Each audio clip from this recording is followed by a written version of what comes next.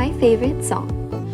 Ibenta niyo sa akin tong resort na to. Or else, magkakaproblema tayo. Halos 17 taon si Rina. Hindi ka nagparamdam sa amin. Hinahanap-hanap ka namin ah. Bakit mo pa ako kailangan hanapin? Eh, kasama mo naman tong paborito mong anak. Ano ba naman anak? Stop calling me anak!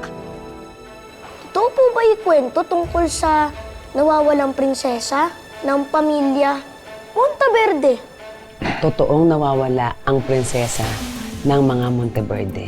Ramdam ko nabuhay pa siya at sigurado ako na namana ni Celestine ang tapang ng tatay niya at ang talino ng nanay niya. Sa unang kaarawan ni Celestine,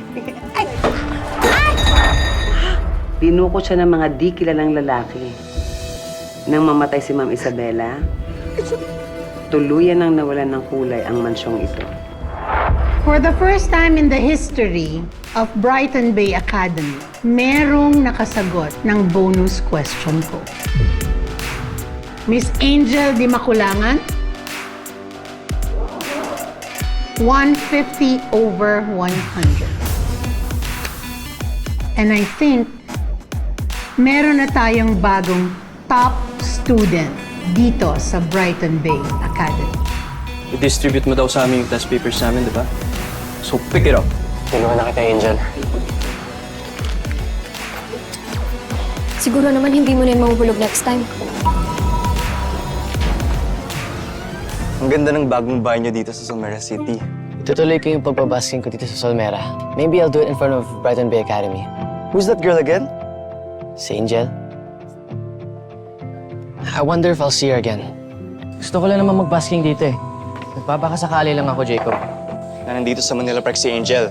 Dahil dito kayo nagkita dati. Miguel! What are you doing here? Wearing this stupid costume.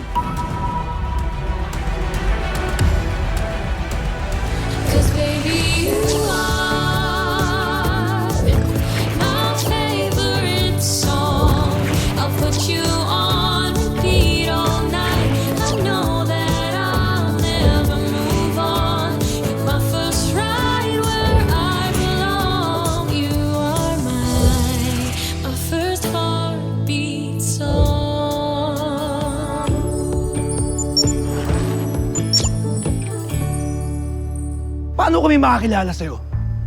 Dad, I've been doing this for months, okay? And I'm fine. Wala naman nakahuli sa akin eh. Gusto ko lang naman kumanta na walang nakakilala sa akin. Ganun naman ako bago ako sumikat, di ba? You will not waste your time like this. Today's my rest day. Rest day. Rest day. Tapos kakanta ka. Marami ka palang energy. Ba't di ka bumalik sa studio? Punta mo yung mga kabanda mo at tapusin nyo yung album nyo. Hindi ba? Jacob, isa ka pa ha? Sorry po, Sir Neil. Ayusin mo to.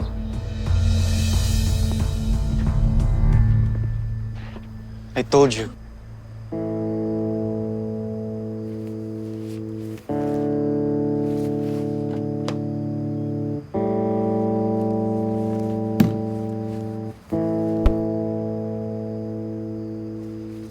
Should have listened to me.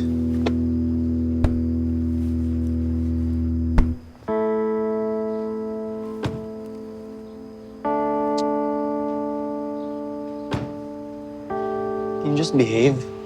For once. Now your dad's mad.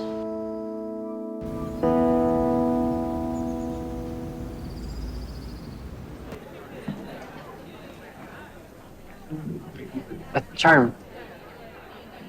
Test paper mo. Congrats! 85 over 100. Same tayo na score.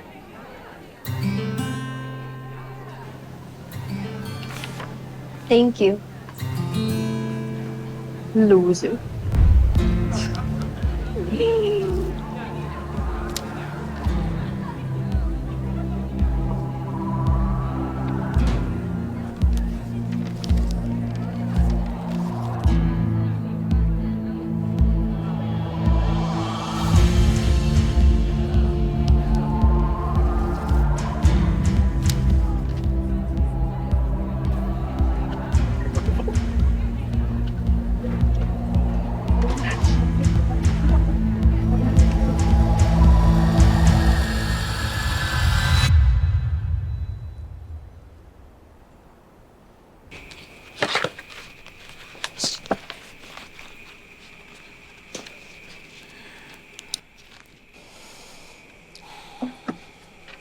Sir Enrico, Bini buong Mara. linggo na ho kayo nagtatrabaho Sabi ho ng doktor, magpahinga kayo.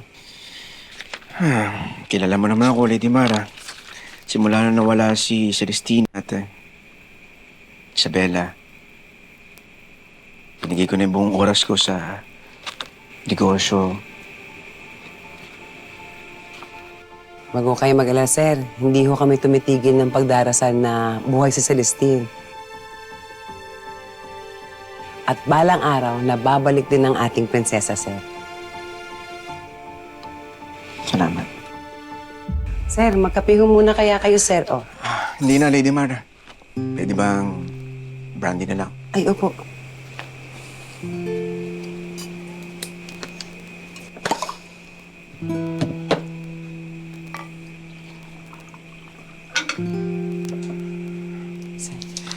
Pakisugumi nga rin ako. Thank you. Unfortunately, ayaw pa rin magbenta ng pamilya ko. And their cheap hotel is opening in 2 days. Yung property niyo pa naman, yung pinakamagandang sunset view dito sa Solmera City.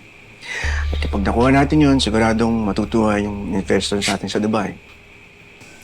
I know. No worry, I'll continue with the negotiations.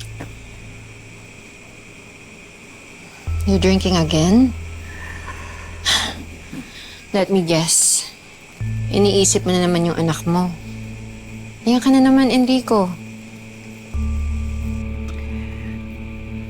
Ngayong araw na to, 16 years ago na simula nung nawala si Celestine. Hindi naman siguro masama na umaasa ako na hanggang ngayon na buhay pa rin at makikita ko ang anak ko. Oh my God. Are you seriously saying that to my face? Ako ni asawa mo ngayon. And that Celestine is presumed dead. Nagsasayang ka lang ng oras mo. Ako nga, hindi mo ako mabigyan ng anak eh. Maybe because subconsciously, ayaw mo talaga siyang palitan sa puso mo. Kaya kahit anong try natin magka-baby, hindi tayo magka-baby. My God. Serena!